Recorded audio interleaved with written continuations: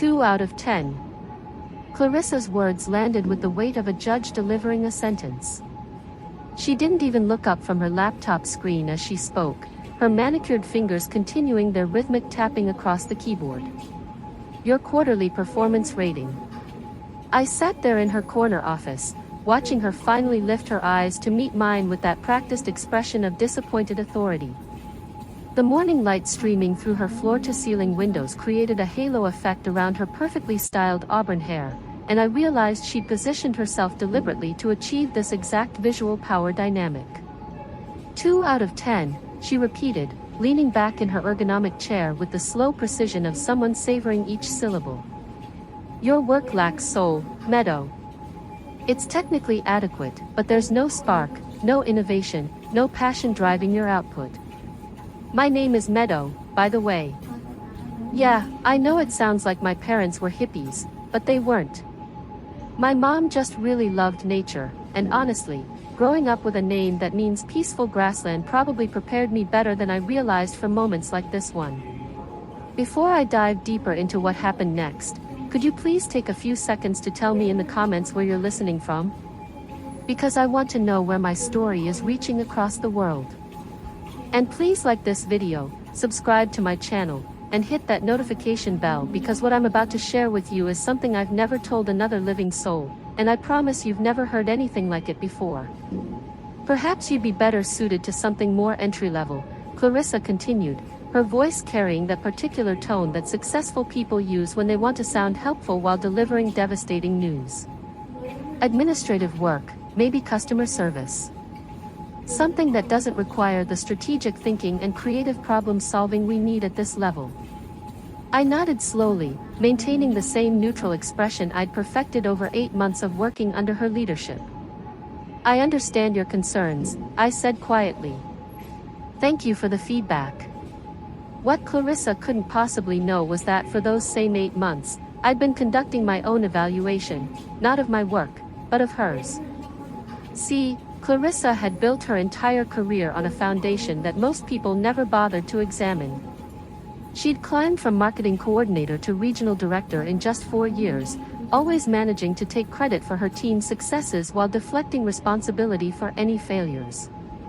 She had this incredible talent for being in the right meetings, saying the right buzzwords, and presenting other people's ideas with just enough modification to claim ownership.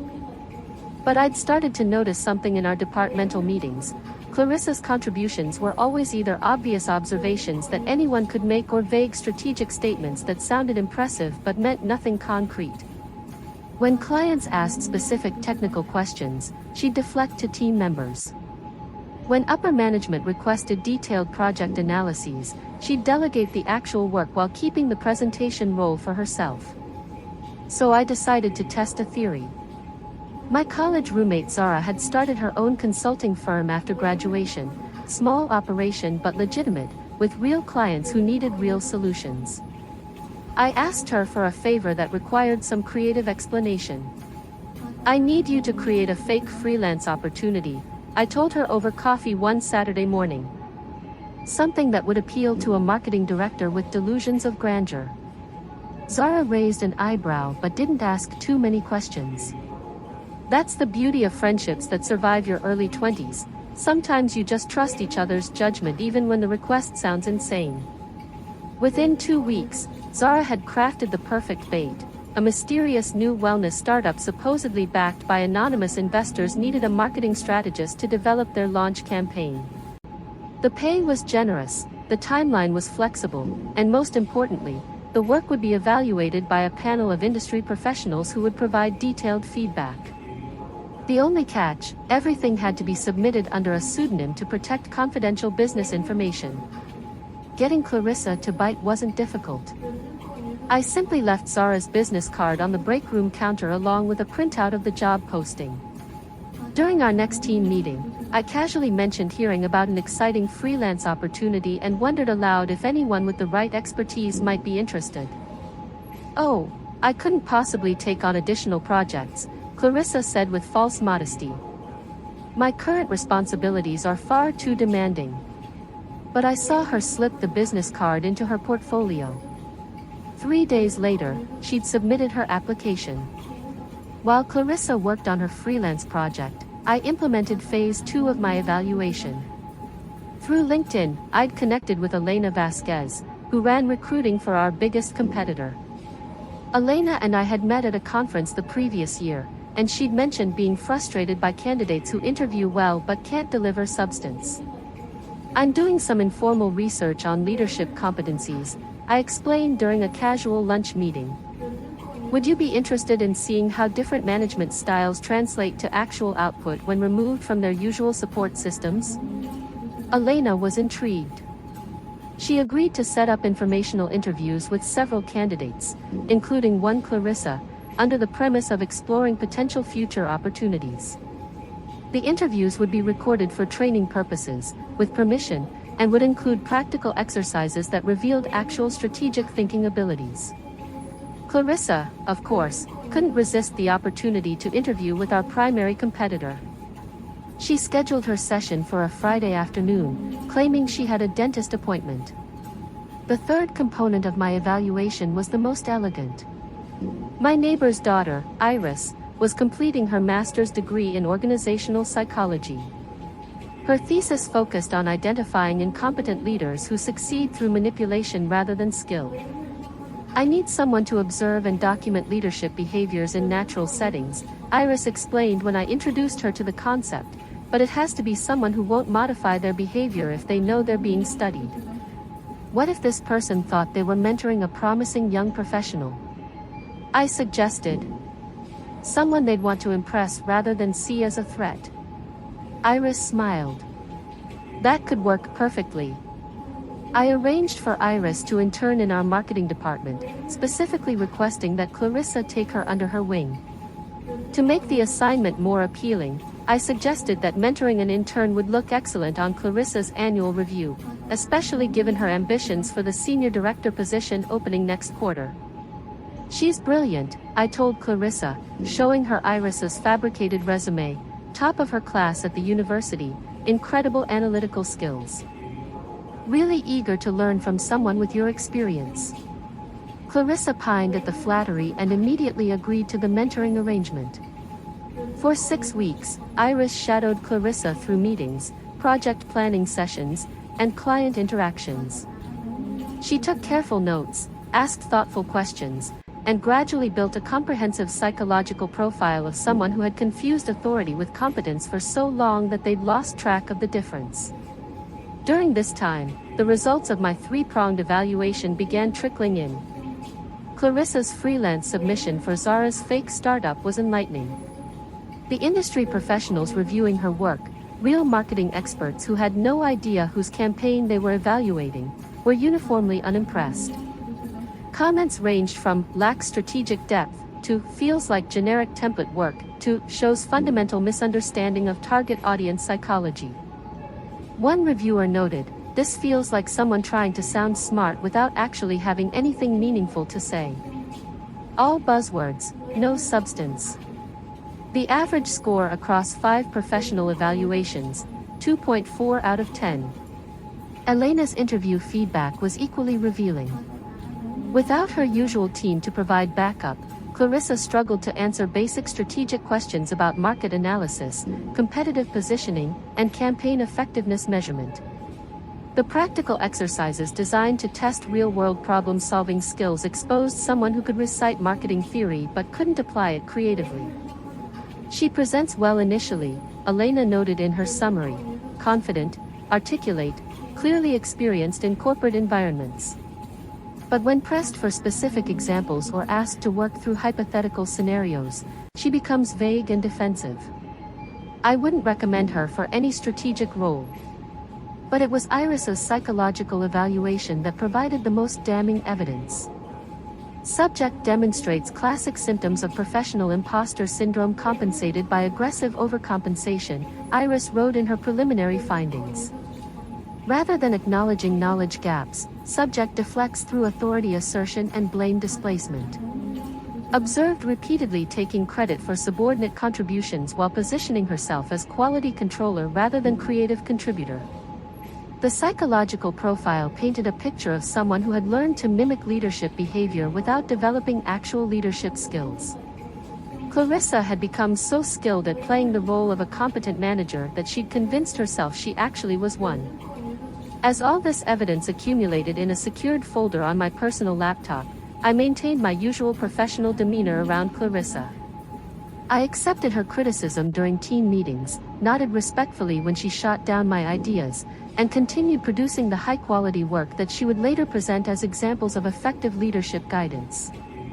But internally, I was preparing for a confrontation that would reshape everything.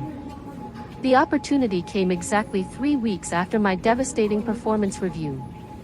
Clarissa had scheduled our follow-up meeting to discuss my improvement plan, essentially a series of unrealistic goals designed to justify future negative evaluations. "I've been thinking about our last conversation," I said as I settled into the same chair where she delivered my 2 out of 10 rating, "and I realized you're absolutely right about the importance of honest performance evaluation." Clarissa smiled with satisfaction. "I'm glad you're taking this seriously, Meadow. Professional growth requires facing uncomfortable truths about our limitations."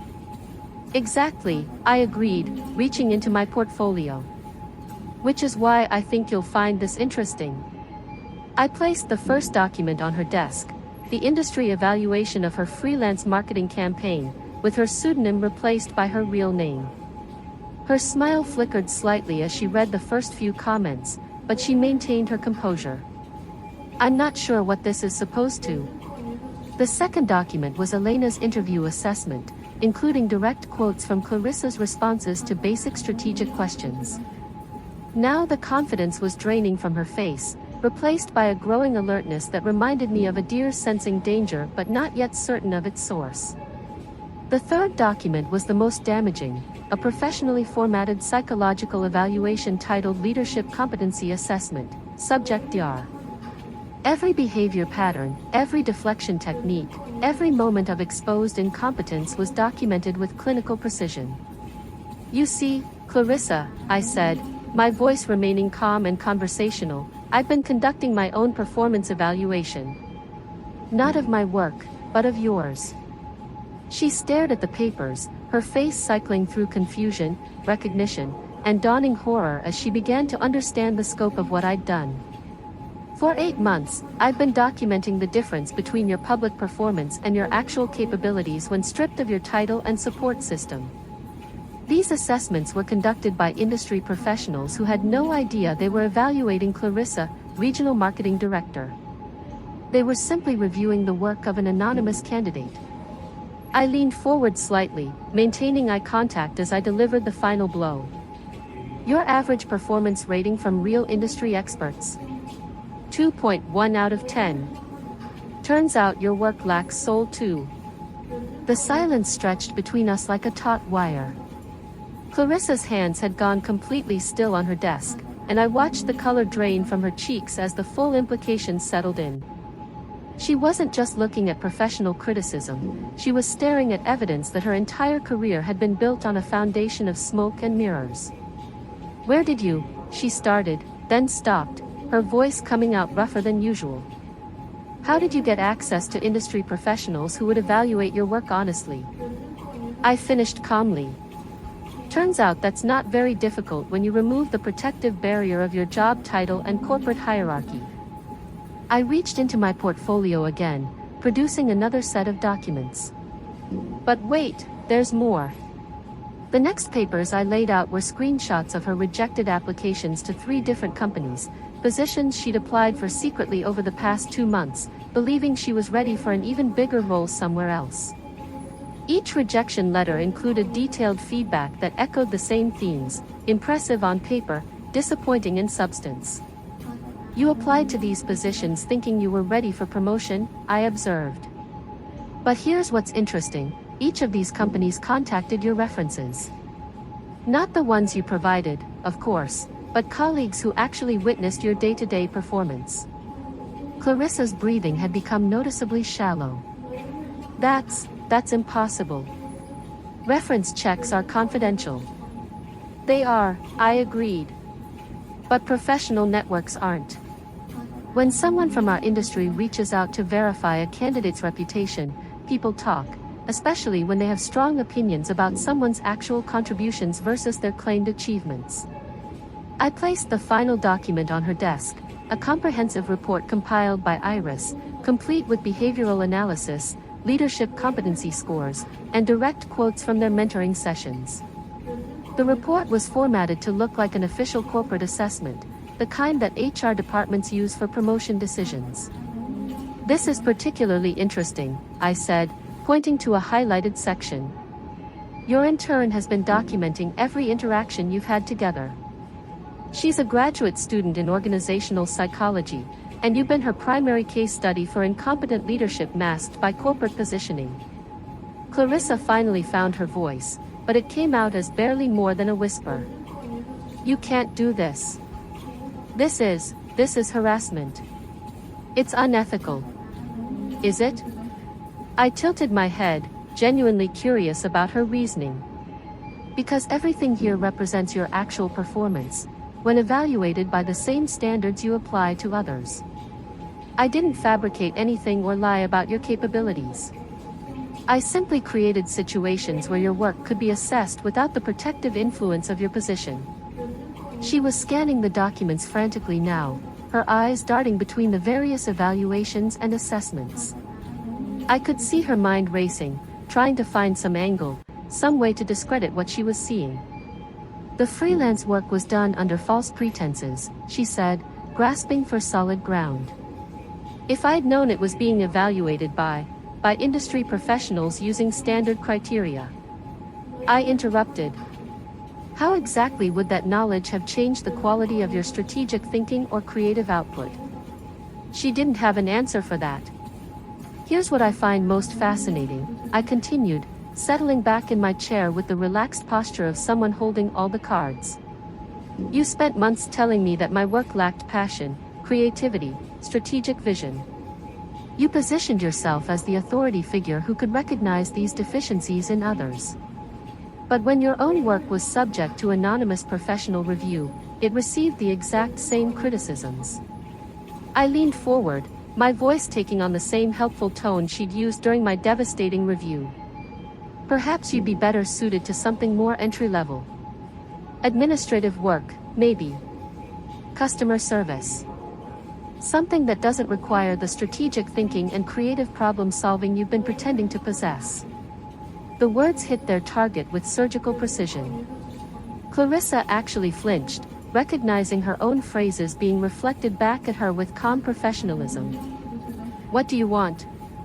she asked, and I heard something I'd never heard from her before, genuine vulnerability. "I want you to understand something," I said. "For 8 months, I watched you tear down my confidence, question my capabilities, and make me doubt my own professional worth. You did this while knowing that your evaluation of my performance was the primary factor determining my career trajectory within this company." I gestured to the papers spread across her desk. "But the entire time you were judging my work, your own capabilities were far below the standard you claim to represent. You've been masquerading as a competent leader while producing output that real industry professionals consider fundamentally flawed."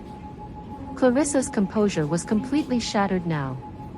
She was staring at the documents like they contained evidence of a crime she'd committed but couldn't remember. "I worked hard to get where I am," she said weakly. "I earned this position." "Did you?" I asked.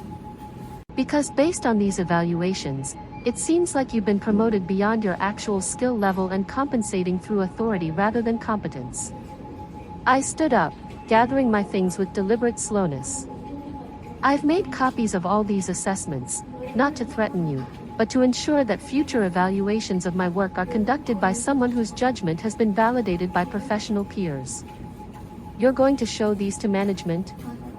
There was panic in her voice now. "I'm going to request that my next performance review be conducted by someone else," I said simply. "I'll explain that I've lost confidence in your ability to provide accurate professional assessments, and I'll provide documentation supporting that concern." The beauty of my approach was its perfect reasonableness. I wasn't making accusations or demands for revenge.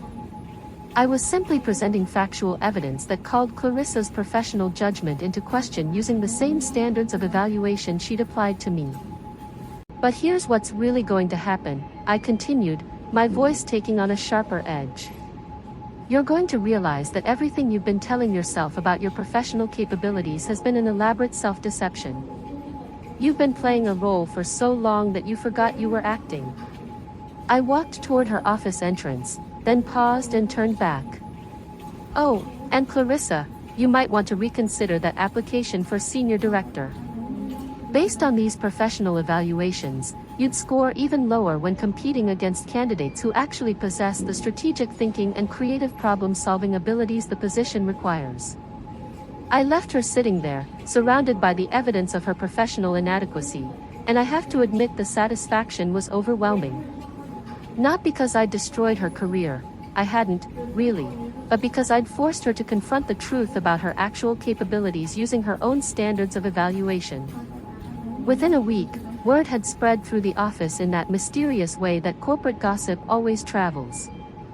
Not the specific details of what I'd done, but the general sense that something significant had shifted in the power dynamic between Clarissa and her team.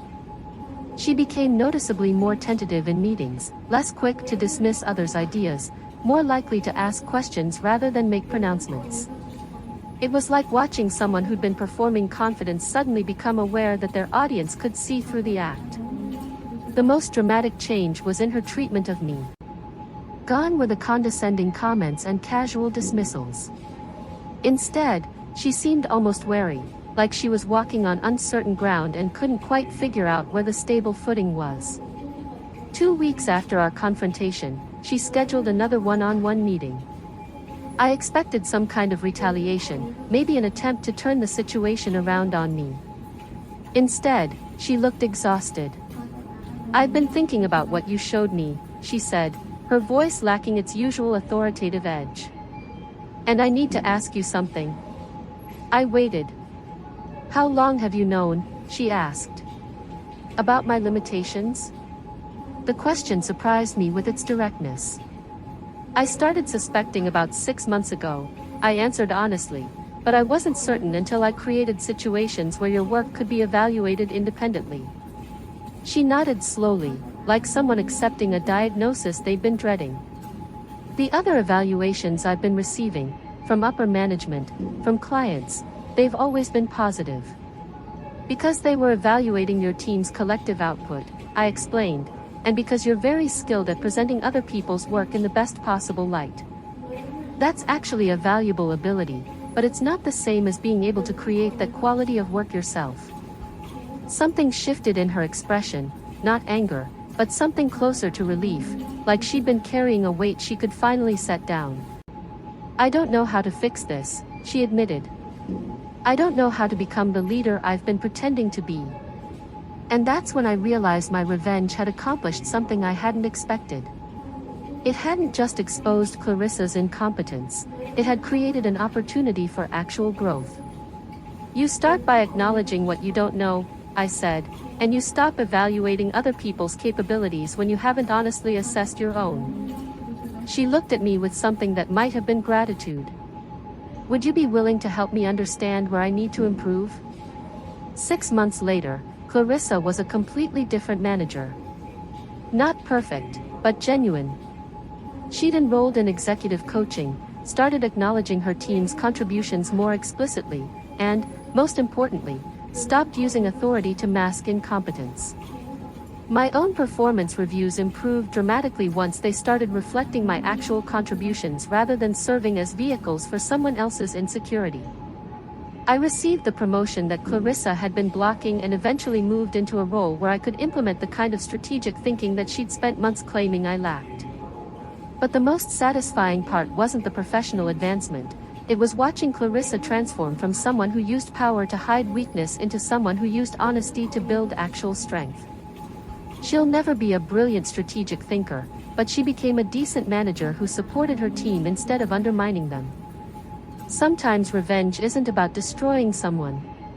Sometimes it's about forcing them to see themselves clearly enough that they can choose to become someone better. The corporate world is full of people like Clarissa, individuals who've learned to mimic competence so effectively that they've lost track of the difference between performance and substance. They climb the ladder through political skill rather than professional ability, then use their positions to mask their limitations while diminishing others who might expose their inadequacy. But here's what I learned: when you force someone to confront the truth about their capabilities using objective standards, two things can happen. Either they double down on their deceptions and eventually self-destruct, or they accept reality and use it as a foundation for actual growth. Clarissa chose growth. And honestly, that was a better outcome than any traditional revenge could have provided. If you've ever dealt with someone who used their authority to make you question your own worth, I want you to remember this: their evaluation of your capabilities says more about their insecurities than your actual potential. Sometimes the most powerful thing you can do is create situations where the truth becomes undeniable. And if you're someone who recognizes yourself in Clarissa's story, someone who's been performing competence rather than developing it, there's still time to choose growth over deception. But it starts with honest self-assessment, not elaborate performance reviews of other people's work. That's my story. If it resonated with you, please hit that like button and let me know in the comments what you thought about this approach to workplace justice. Subscribe for more stories about finding strength in situations where you thought you had none, and ring that notification bell, because I promise, you've never heard anything quite like what I'll be sharing next. Thank you for listening, and remember, sometimes the most devastating revenge is simply revealing the truth.